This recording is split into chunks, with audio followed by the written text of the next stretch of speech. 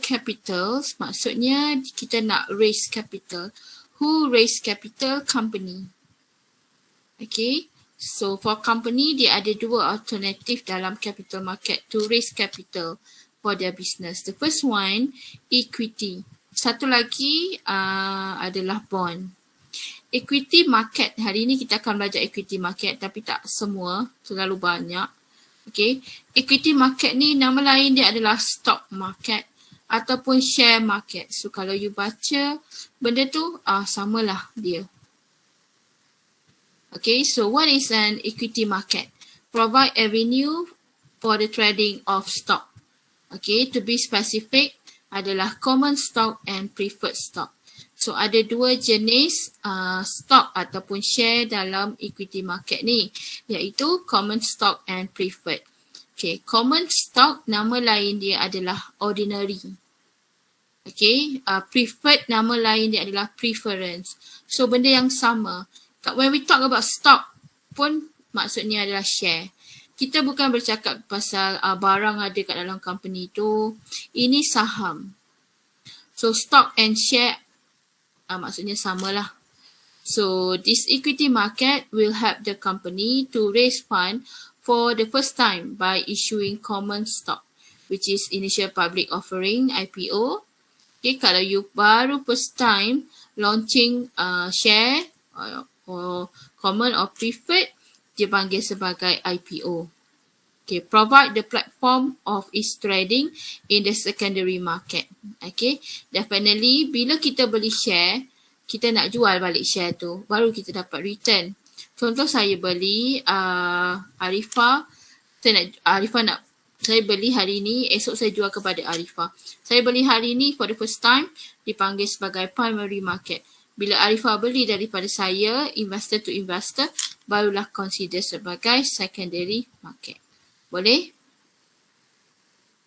Alright, so equity market also refer to trading of instrument such as common stock facilitated by exchange called Bursa Malaysia under supervision of Securities Commission. Okay, bursa semua orang tahu, ni bursa saham kita lah. Last final exam hari tu 435, nampak sangat copy paste from internet. Dia punya bursa pun luar negara, dia punya security pun luar negara, daripada India. Saya ingat, saya cukup-cukup geram sebab memang kalau kita baca pasal finance kat internet, semuanya kebanyakannya from India. And then directly copy and paste tu for me is quite cliche. I faham ODL, style online ke apa, tapi macam you're wasting your time. Saya takkan bagi markah benda-benda macam tu. Okay, so first saya nak kata kalau kita nak trading, okay, bursa yang kita trading tu dipanggil sebagai Bursa Malaysia under supervision of Securities Commission. Okay, Securities Commission ni, okay, kat sini yang selepas saya degree, saya intern, saya ada kerja dekat sini. Okay, nama pun Securities Commission. So dia nak menjaga securities dalam Malaysia. Bukan bermaksud Pak Gad, Mak Gad dan sebagainya. Okay, maksudnya dia jaga all financial security lah. Sama ada stock ke bond ke apa-apa instrumen. Okay, kalau bahasa pasarnya, okay, dia macam polis. Kalau polis, dia control regulators on criminals and others, benda-benda biasalah kehidupan seharian kita. Tapi financial market pun of course ada criminalsnya sendiri. Kan? Ada berlaku overbought, oversold, ada macam nanti jual mungkin lebih daripada ceiling ataupun offer low dan benchmark ke apa sebagainya. Siapa nak control, siapa nak punish? One of them, polis pun polis lah juga, court is court juga. Tapi kita ada Securities Commission. Okay. While bursa is an avenue to investor, retail or institutional to invest on various product available. Okay. Bursa, maksudnya Bursa Malaysia kita lah, bursa saham kita. Okay, dia adalah avenue, tempat untuk investor, sama ada mereka adalah retail ataupun institutional. Apa itu retail investor? Retail investor ni adalah individual investor. Kalau macam saya Natasha, Antasha, Arifah, Rogaya nak invest, nak buka CDS account. Kita dipanggil sebagai retail. Kalau macam kita ni kerja company tu yang nak invest. Dia panggil sebagai institutional investor. Okay, nak buka account untuk trading, nak beli saham, bukan hanya ada pada bursa sahaja. Okay, ada banyak participating organisation. Okay, kita boleh buka through bank, through others organisation. Kalau orang Melaka, yang paling popular sekali, Melaka Securities, RHB Securities, semua banyak lah. Itu participating. Dia pun macam bursa, tapi harga tu dikeluarkan oleh bursa. Okay, harga nak jual, nak beli tu dikeluarkan, kita kena refer kat bursa lah. Tapi kita boleh trading menggunakan platform lain-lain selain daripada bursa. So this is a development of equity market. Okay, mungkin kita boleh refer dekat you punya e-book there. Okay, so overall maybe ini kecil sikit nak nampak. Okay. Okay, before this, kita kan dengan Singapore satu negara, betul tak? Okay, so we will start with the first stockbroker dekat Singapore Stockbroker Association in June 1930. The association was later registered as Malaya Stockbrokers Association in 1937. So dia macam kronologi dia lah. Daripada Singapore sampailah kita berpisah. Sebelum ni namanya bukan Bursa Malaysia. Namanya adalah KLSE, Kuala Lumpur Stock Exchange. Okay. Sekarang barulah dia tukar jadi kepada Bursa Malaysia. Nanti boleh baca lah. So next one, regulatory structure. Okay, structure ni ada dua. Satu in terms of legislation, satu lagi regulatory body. Legislation tu a set of rule. Maksudnya apa akta yang ada. Regulatory body, siapa yang monitor and supervise. Okay, in terms of legislation, ini adalah main set of rules yang kalau kita participate dalam equity market, kita kena follow. Okay, iaitu Company Act 1965. Okay, kalau setakat 435, dia nak tahu apa legislation tu. At least sahaja, tak perlu nak macam go deeper, nak explain. So we have Company Act 1965, Security Industry Act 1983, SICDA and SC 1993. While regulatory body seperti berikut, SC, Securities Commission, SSM, Company Commission. Of course lah kan, tadi securities kita dah tahu dah. SSM mestilah company yang nak trading tu, at the first place mestilah registered company. Betul tak? A valid company, company yang dah register dekat SSM. Lepas tu mestilah nak trading tu dapat approval from bursa, listing tu mesti kat bursa macam tu. And then licensing officer from MOF, Ministry of Finance and Foreign Investment Committee if you are foreign investor. Okay, so 4 ni adalah tempat untuk kita kerja juga akan datang.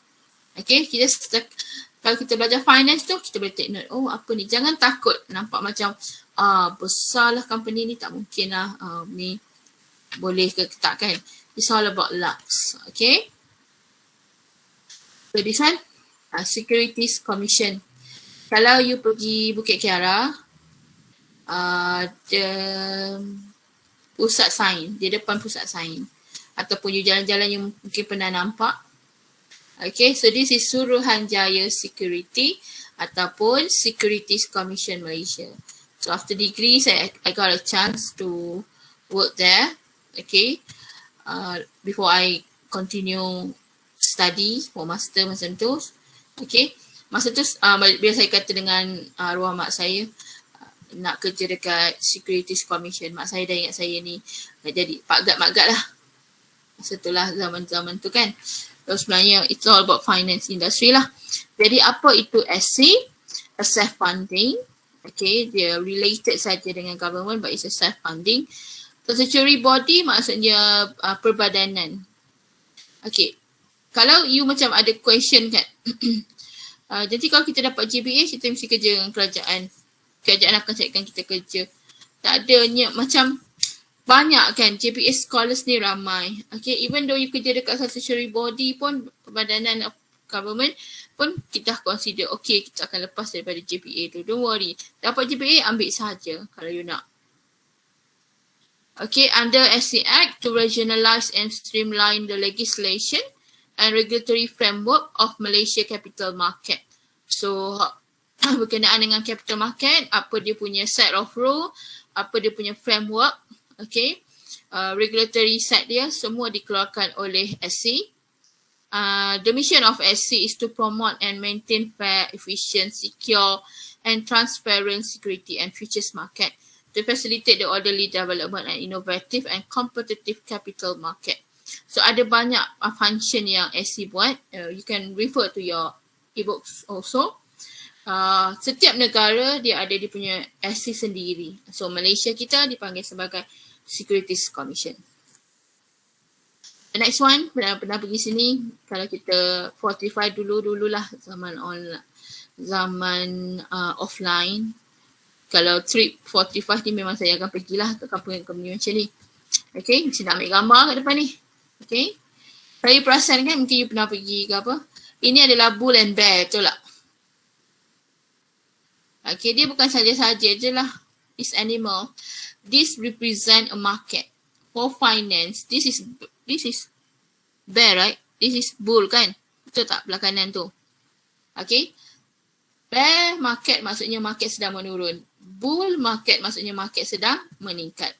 Bullish market, bull kan dia jalan kan macam menyuduk makin lama makin tinggi, betul tak? Bear kan macam malas, macam comel, cute, lemah je, lesu je, macam tu lah. How you feel today, bearish? So maksudnya macam lesu gitulah. So the market dia digambarkan begitu. How you feel today? Bullish. So macam hyper energetic like that. Okay, so this Bursa Malaysia. Okay, so this is an exchange that provide facility for both. Okay, so tadi dah explain dah. Okay, dia ada dua market, main market and ace market. Sebelum dia jadi main market and ace market, dia ada main board, second board and mass deck, which I need you to read. Later on when I do revision, I will explain more. Tapi sekarang ni hanya ada main market and ace market. Okay, maksudnya kalau kita trading, company kita trading dalam bursa, company kita mungkin under main market, mungkin under face market. So you kena tahu kriteria dia. Okay, sebelum dia jadi Bursa Malaysia Security Berhad, dia ada 3 market dia. Main board, second board and mass deck.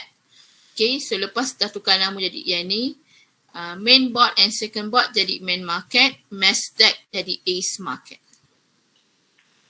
Okay, so ada capitals, ada requirement dia lah untuk you being category under apa. So this is a role of Bursa Malaysia Security Berhad. Okay, the first one to regulate and maintain facility for conducting a business of stock exchange in Malaysia. Contohlah, you nak buka a trading account from Melaka Security, tapi you kena hantar all the document to Bursa. Okay, so because they are the regulators, you need to approval from them. Okay, to continually promote and develop capital market and protect interest and welfare of members. Sebab tu pricing mechanism dia dah keluar daripada bursa saja. They consistently strive toward higher standard to provide an enact listing requirement to offer international competitive security and derivative products. Okay, so boleh bacalah. So next one adalah indexes. Okay, so indexes, you pernah dengar kan ataupun you tengok berita ke, KLCI menukuk sebanyak, KLCI menurun sebanyak kan, ataupun dekat laptop you, mungkin laptop you kan buka-buka je kat tepi-tepi tu, bila dia dah connect from internet, dia ada KLCI berapa, betul? Okay, so itu dipanggilkan KLCI ataupun nama lain dia FTSE Bursa Malaysia KLCI. Okay, itu semua adalah indeks. Okay, index and average ni apa? Dia adalah benchmark. Dia macam ni, okay. Kalau I nak tengok performance you as a student, I will check your GPA and CGPA, betul? Okay. Miss, bukan Miss. Saya mungkin bukan CGPA itu tak menggambarkan saya. Tapi itu susah nak dikira. Tapi kalau nak yang benda yang measured, kita tengok you punya GPA and CGPA. Tapi kalau stock market, kita nak tengok mana? Kita tengok pada index. Okay, contohnya, okay, dia ada dua pengiraan dia. Sama ada kira pakai index ataupun average. Kalau index ni, kita ambil a current price behavior of representative group. Macam FTSE Bursa Malaysia KLCI tu, dia adalah jenis index. Okay, kalau luar negara, sometimes dia guna average. Dia macam mana? Okay, kita kan ada banyak stock price. Betul? Okay, kalau you pergi kat website, contohlah. Okay, kalau you pergi dekat bursa saja, you tengok banyaknya company trading. Macam mana nak tengok performance capital market ni? Punyalah banyak. Okay, so kita boleh refer dekat FTSE. Okay, kalau you Google sekarang, FTSE Bursa Malaysia KLCI, dia adalah 1474.58. Turun negatif 7.99 daripada semalam. Okay, ini menggambarkan apa? Ini adalah stock price of 100 top company yang trading dalam Bursa Malaysia. Okay, ada setiap sektor. Nanti better next you boleh read about it. Okay, itu dipanggil sebagai index. Contoh, kalau saya nak tengok, yang perform. Okay, saya boleh tengok pada Julai, contoh 3.5 hingga 4. Macam semalam kan saya kebetulan baru present. 3.5 ke 4 berapa ratus student ada. 3 ke 3.49 berapa. 2.5 berapa. Itu maksudnya kita tengok satu grup. Itu dipanggil sebagai indexes. Kalau KLCI ni dia ambil 100 yang terbaik. Kalau average pula, dia ambil semua sekali. Kalau ada 1,000 company yang trading, dia ambil semua bahagi 1,000. Keluarlah berapa indeksnya, berapa pointnya. Contoh dalam kelas ni ada 19 orang. Semua orang punya CGPA saya bagi 19. Itu average. Tapi kalau saya nak tengok performance pakai index, saya tengok first class degree berapa, second class degree apa berapa ramai. Macam tu. Itu indexes. Faham? Okay. So this is an example. Setiap negara ada indexes masing-masing. Negara-negara yang major country, indexesnya lagi banyak. Okay. So macam contoh DJIA ni. Ini US. Dow Jones Industrial Average. You tengoklah dia 25,706.68. Sedangkan kita tadi saya baru bacakan dekat awak 1475.39. 1,400 you nak banding dengan 25,000. Tak boleh kan? Okay, ni S&P Standard & Poor's 500 pun US. Dia ambil 500 yang terbaik pun dah 2,000. Nasdaq, New York punya stock exchange, 7,000. FTSE 100, okay, 7,000. Nikkei Japan 22,000. So kita memang tak tercapai kat situ lah. Okay. So Bursa Malaysia, Composite Index. When I prepare the slide, okay, you nampak kat bawah tu dia 1738, tapi sekarang hari ni semalam dia 1475. Punyalah dia dah turun. Okay. So it's a main indicator of stock market. It's comprised of 100 stock in the main board. Yang terbaik, 100 yang terbaik lah. Okay, so ini contoh dia. So dulu kita hanya ada KLCI, lepas tu kita collaborate dengan international index company iaitu FTSE. Kita come out dengan FTSE Bursa Malaysia KLCI. So ada measurement dia lah. Alright, so next kita pergi kepada types of market. Okay, untuk stock market ni ada dua, primary and secondary. Okay. Kalau kita sekolah primary dulu kan, ada ke tiba-tiba pindah secondary dah? Okay, so maksudnya primary muncul dulu barulah secondary. Cuma ini hanyalah illustration. Kita tak bolehlah kata mana primary, pergi ke tempat primary tu, tak ada. Kita tak ada macam physical tempat dikatakan sebagai primary. Okay, tapi apa itu primary? Is where the security are created. It is a place where a company for the first time issue stock or bond to the public to raise fund. Okay. Dulu-dulu Felda, contoh company Felda, FGB Felda, dia tak trading dekat bursa. Dalam 5 years back, less than 10 years, baru dia trading. Okay. Okay, waktu dia first time, sebelum tu dia adalah private company. Okay. Dalam finance kan, private company maksudnya company tu tak listed, bukan bermaksud swasta. Public company maksudnya company tu listed dekat bursa. Kenapa dipanggil macam tu? Private maksudnya bila kita issue share, orang beli share company kita, dia ada ownership right, betul? Itu dipanggil sebagai public. Tapi kalau kita ni tak ada pernah issue share, kita je yang run company kita by our own capital, so become very private to us. Itu maksud kita. Private company, private listed company, maksudnya dia privately, dia sendiri, and public company, public listed company. Okay. Primary, okay, for the first time. So primary ada 3 jenis. Private placement, IPO and right offering. Okay, ada explanation kan dekat e-books you? Okay, I go ni, okay. So IPO nanti ada kat bawah. Okay, private placement ni macam mana? Contoh-contoh primary, ada satu tu private placement.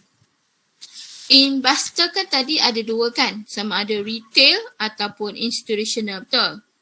Retail tu maksudnya individual kan, institutional tu macam company. Contoh insurance company ke, provident fund ke, apa-apalah NBFI yang lain.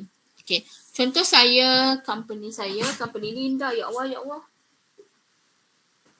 Okay, company Linda, okay, LTD Limited, private. Lepas tu saya nak kembangkan lagi company saya pun offer kepada certain institutional investor saja. Mungkin KWSP, mungkin insurance company je boleh beli. Itu dipanggil sebagai private placement. Offer to private institution. Offer to institutional investor macam tu. Okay, kalau right offering, okay, first time saya issue, right offering ni offer to existing shareholder. Okay, dulu first time saya issue nama stok saya L1, Linda 1. Lepas tu saya issue lagi satu, L2 yang baru. So masih lagi primary. Tapi contoh waktu saya offer L1, awak semua beli. So you are my shareholder. Kalau saya offer L2 kepada kelas lain, nanti berapa ramai saya kena share ownership right, betul tak? Okay, saya nak maintain the existing, saya suka kelas ni, jadi saya offer ke awak je. Itu dipanggil sebagai right offering. Kalau IPO, offer to every public. Semua orang boleh beli. Tak ada restriction. Okay, yang paling popular adalah IPO, Initial Public Offering. Maksudnya an exercise where a company offer part of the security to be public to be listed in an exchange. IPO occur when a private company sell or float. Ini tak adalah tergantung ke float air ke apa, bukan. Dia menggambarkan contoh macam saham kan. Kalau kita pergi kat bursa tu, dia ada board dia kan, macam dia floating. Kalau tengok gambar-gambar saham tu, macam tu lah. So it is actually a form of invitation to the public to be a shareholder of company. Okay, why are the reason for company to go public? Okay, contoh pertama, kenapa kita nak kena listed? Sebab kita nak business expansion. Takkan company kita static je kan? Company kita mungkinlah kita nak makin lama makin berkembang. Kalau nak kembangkan dia, bukan boleh kembang macam gitu je saja-saja kan, pakai roti naik boleh kembang-kembang gitu, tak. Okay, kembang ni nak kena pakai duit, nak adakan capital. Mana nak datang capital? Issue lah stock.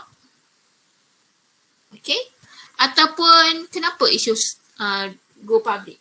because we want to settle a debt. Kan kita pun mungkin ada loan, 5 tahun lepas kita buat loan, tahun ni kena bayar dah, ataupun bond, okay, so dah kena bayar. Jadi sebenarnya kan macam that's a business kan, settlekan yang ni, buka yang lain, macam tu lah. Okay, to enhance credibility and reputation, memang okay, kalau kita nak listed ni, kita kena company kita punya corporate governance, okay, dia akan lebih strict. Okay, company yang memang public listed, kalau kita pernah intern dekat situ, dia memang selling like a hot cake lah. Okay, to be able to set a more professional managed corporation and to obtain easier fund for future expansion. Okay, contoh ni, ini hanyalah illustration saja. Contohlah, kita couple kan, ramai sini couple ke, belum couple ke. Ada couple tu very private. Anak siapa-siapa tahu, Miss tak boleh tahu, semua tak boleh tahu lah. Kelas ni tak boleh tahu. Okay. Tapi ada orang tu dia memang nak go public. Sebab dia kata, inilah girlfriend saya. Jangan try kan. To enhance reputation. To settle existing debt. Supaya ex dia dulu dah tahulah yang dia dah couple. Macam tu lah maksudnya. Lebih kurang. Okay. So, alright. Kat sini ada contoh-contoh investment bank. Kenapa Miss letak investment bank ni? Okay, nak go public, company yang nak go public, dia kena hire underwriter. Underwriter adalah investment bank. Sebelum ni kita ada belajar kan investment bank. Okay. So, apa tugas? Sorry, ya Allah. Okay, kejap. Jadi kan saya awal-awal tu kan saya dah tertumpah air kat sini. Aduh, yelah. Okay, sebab mineral water tau. Okay. Alright, so apa yang investment buat dekat primary market? Okay. Investment bank will provide an advisory role on major financial transaction and specialize in advising firm on new issue of security. Contohnya mereka akan advise awak nak offer common ke preferred type of security features. Nak tengok harga dia macam mana, okay, dividennya berapa, pricingnya berapa, timing tu bila. Kan nanti kalau timing main sukati-sukati, mungkin time tu orang tak nak beli. Kan, mungkin time tu ada lagi big competitors yang nak jual daripada you. Okay. Right, so next one. Malaysia issuing house. Okay. Ini jangan, ini selalu keluar dalam test ke apa, dia multiple choice. Macam tu lah untuk ODLs ni. Jangan ingat dia ada perkataan house, ada kena mengenai dengan apartment ke, rumah ke, apa ke, tidak. Okay. Malaysia issuing house. Apa tugas dia? Okay, it support the process of new issue. Okay, the application form of the new share issue can be obtained from MIH, beside investment bank, stockbroking firm and selected bank. So, kalau kita nak beli saham, kita kena hantar application kepada Malaysian issuing house selain daripada investment bank, stockbroking firm and selected bank. So, bila dia dah dapat application form, okay, so nanti baru kita akan bagi tahu kita lah, balloting will be done to determine the successful applicant and become the new shareholder of company seeking listing. Okay, next one is prospectus. Okay, untuk company yang nak go IPO, dia akan keluarkan prospectus. Dia adalah macam proposal. Okay, ataupun official formal statement or brochure. Okay, for company seeking listing providing detail of the new issue. Macam dia baru keluar kan, so kita nak tahulah pasal company tu. Nanti kita bolehlah baca from prospectus. Company ni apa nature dia, company ni siapa leader dia. Nak tahu pasal company tersebut, buka website je. Okay, nak tahu pasal kalau beli stok ni, dijangka dividennya berapa, diorang akan invest untuk apa, kita baca from prospectus. Okay. Boleh lagi? Banyak sangat dah. Boleh kan? Secondary market. Okay, so lepas ada primary market, secondary. Okay. Primary tadi first time. Perkataan primary je ingat first time issued. Secondary, second time buying and selling. Okay, is this market of previously issued security. Saya selalu suka buat comparison terus. Okay, primary. Okay, contoh. Saya company, awak investor. Saya first time jual, kita dekat primary market, betul? So, yang paling untung adalah issuing company lah. Saya jual share tu, contoh Amira beli. Amira bagi saya duit, saya lah yang paling untung, betul? So, saya dapatlah achieve saya punya objective to raise fund. Saya dapatlah duit Amira dan orang-orang lain. Okay, so it includes security like IPO. Itu primary, faham kan? Lepas tu Amira, bila dia dah beli tu, takkan dia nak buat diam je, betul tak? Okay, dia pun mestilah nak jual balik. Okay, dia akan jual kepada orang lain. So, orang lain yang dijual tu adalah investor ataupun shareholder yang lain. Okay, so contohnya Amira beli RM10, Amira jual pada harga RM15 kepada Natasha. So, yang dapat untung Amira. Miss tadi company tak dapat lah. Okay, so objektif dia adalah untuk capital appreciation. Of course, Amira, dia beli pada harga ni, dia nak jual pada harga yang lebih daripada harga yang dia beli. Barulah dia dapat capital appreciation. Tapi mungkin nasib dia tak baik pula. Time tu, market tak okay. Amira rugi. Okay, so include the trading of security already offered to the marketplace. Right, okay. So give you 10 minutes. To read, okay, macam tadi, I will randomly pick anyone, okay, from business to market risk. Silakan.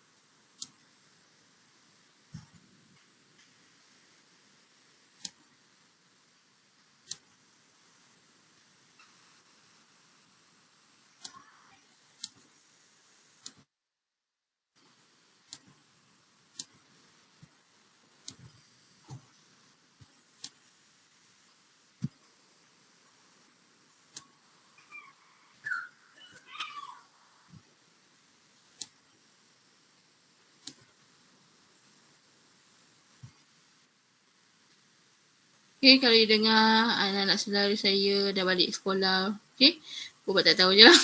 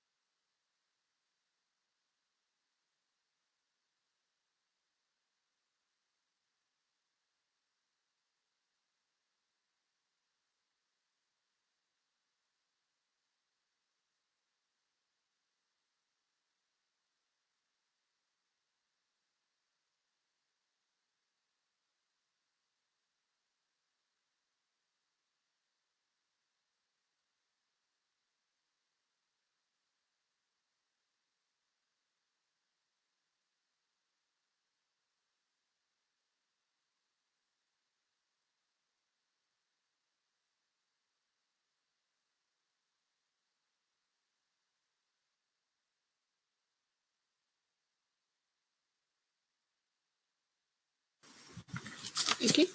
Hello, dengar.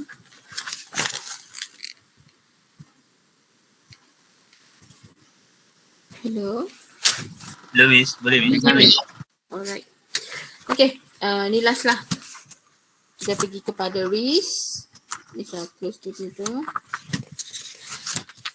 Alright, we have business risk sehingga market risk. Okay, let's try Fatin Fatihah. Business risk, Fatin? Ya Miss, bagi saya business risk ni dia bergantung kepada nature of business tu yang akan menyebabkan dia punya earning tu tak tentu and maybe dia tak provide reasonable return untuk investor. Okay, alright. So sekarang kita membayangkan yang kita ni adalah investor yang invest ataupun company yang participate dalam equity market. Okay, so ada business risk. Okay, business risk disebabkan oleh nature of business ataupun kita panggil business factor. Okay, that will adversely affect ataupun give uncertainty on your earnings, on your return. Okay, for example, contohnya waktu pandemic. Okay, so nature kita macam kalau kita adalah company yang tourism industry. Waktu pandemic memang it will adversely affect, betul tak? Time-time pandemic. Benda pun ada MCO dan sebagainya. Of course company yang macam tu, okay, dia kalau dia ada trading, okay, company tu dia mungkin tak boleh nak provide kita with a good dividend. Saya tak kisah pada, kalau soalan tu macam common je, selalu discuss risk of equity market, you boleh pilih mana-mana yang you selesa. And then pada perspektif either you are ni company ke ataupun you adalah investor. Okay. Alright, thank you. Maybe Syarafana. Ya, Miss. Financial risk. Financial risk apa yang saya faham kalau company tu ada high level of debt, our borrowing, company tu mestilah face higher level of financial risk kan. So as investor, kita takkan invest dekat company tu. Okay. Kita tak adalah tak sampai invest dekat company tu. Company yang ada high financial risk adalah company yang rely too much on debt financing. Okay, macam kita orang biasa, saya beli kereta pun debt financing.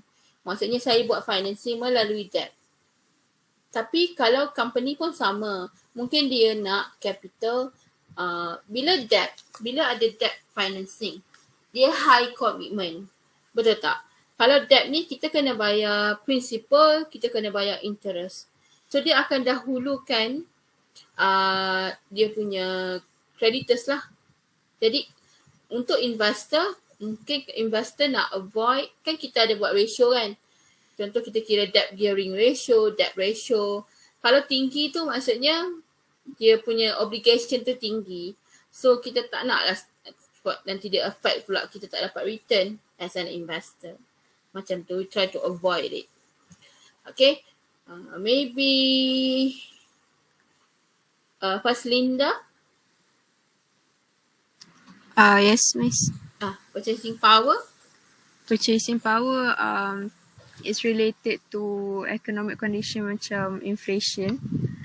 Kalau inflation harga naik, so bila harga naik, investor tu dia tak ada macam dia punya purchasing power dia akan kurang. Okay.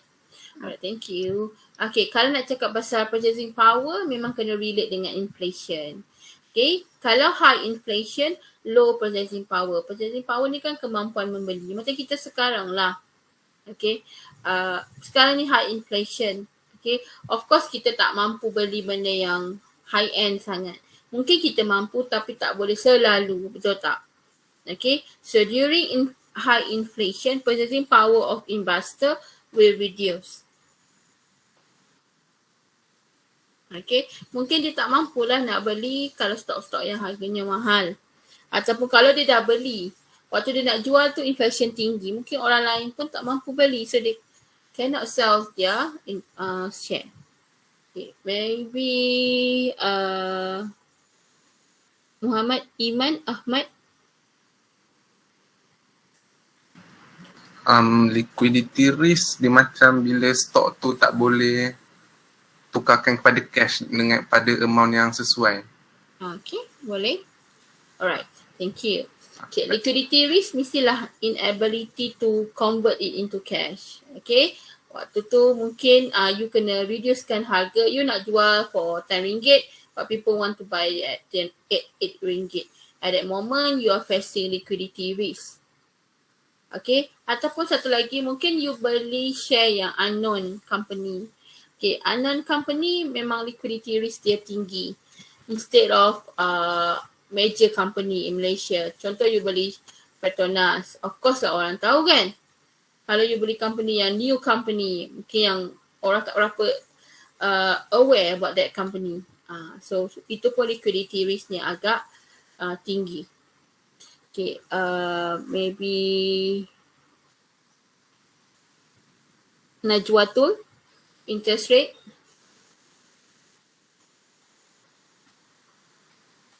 Interest rate risk ni dia macam kita ada bond, lepas tu bond tu dia jual bond tu yang lower price.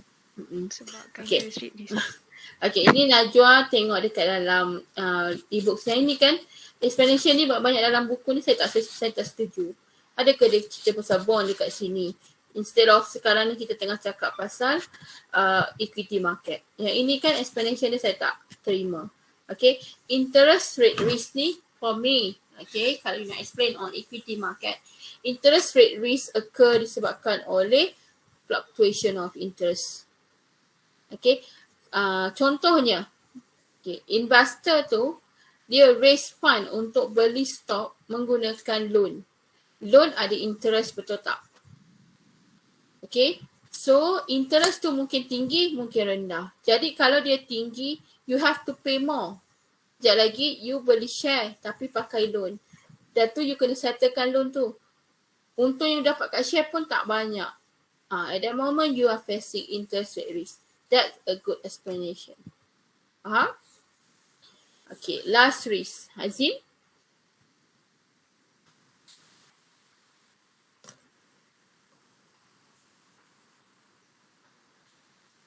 Hello? Are you there? Okay, mungkin tak adalah dia. Okay, keseluruhan lah saya kata. Market risk. Okay, market risk ni adalah market factor. Dia combine contohnya inflation, interest and tax risk. Market, contohlah interest rate risk ni adalah part of market risk. Inflation pun a part of market risk. Market risk ni keseluruhan. Okay, mungkin disebabkan oleh political situation, mungkin disebabkan oleh social event, economic and investor taste and preferences. Contohlah pada investor taste and preferences. Previously kalau kita pakai phone, zaman-zaman saya remaja lah, paling cool sekali kita orang nak pakai BlackBerry. Mungkin tak tahu you ingat, you tahu ke tidak kan? Okay, so BBP lah dululah zaman tu. Siapa pakai BlackBerry. So BlackBerry waktu tu maksudnya taste and preference, majority of people in this world suka BlackBerry. Okay, definitely BlackBerry punya stock price. Bukan BlackBerry punya harga saja naik. Bila demand tu tinggi, stock price dia kalau dia trading pun naik. Tapi this day, orang tak nak lah BlackBerry. Ada jugalah macam barulah savage sikit lah, barulah hipster ke apa. Itu taste lain. Tapi sekarang taste and preference orang kepada Apple, iPhone, betul, Samsung, benda-benda macam tu. Itu yang dia punya, bila berlaku perubahan taste and preferences, dia akan mempengaruhi share price. Dia akan mempengaruhi equity market. Macam zaman dulu kan, kalau you ambil gambar, kita mesti kena ada Kodak, betul tak? Zaman sekarang, Kodak entah mana entah. Semuanya digital. Okay? So berlaku perubahan taste and preferences. Macam contoh Pepsi. Okay, last semester saya ada student presentation. Pepsi dia dah realise dah. This day people mungkin disebabkan masa sekarang ni baru habis pandemic.